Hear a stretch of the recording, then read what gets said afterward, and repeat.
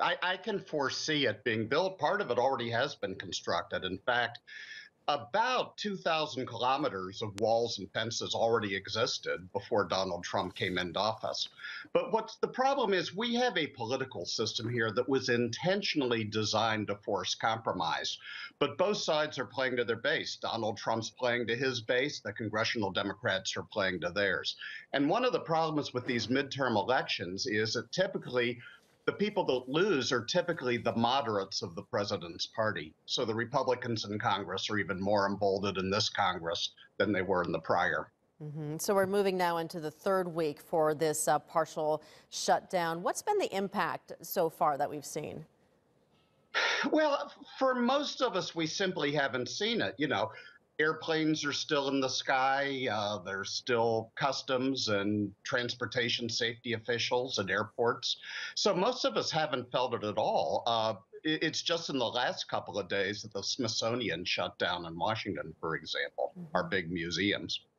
Trump says he's prepared to shut down the government for months or even years to build the wall. Is that even technically possible?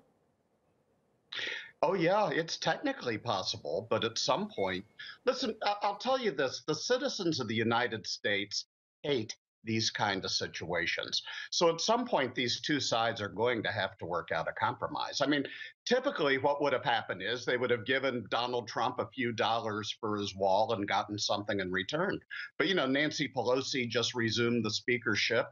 And, I think she feels that she can't compromise based on the fact that she got a majority of the representatives in Congress. As I say, the sad thing here is the congressional Democrats are playing to their base, Donald Trump's playing to his, and that leaves no room for compromise. And so the longer this drags on, do you think that it bodes better for Trump or for the Democrats?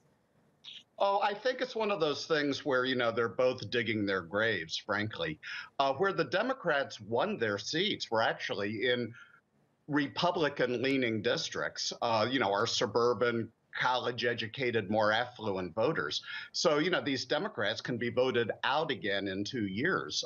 It's just not a good situation for anyone.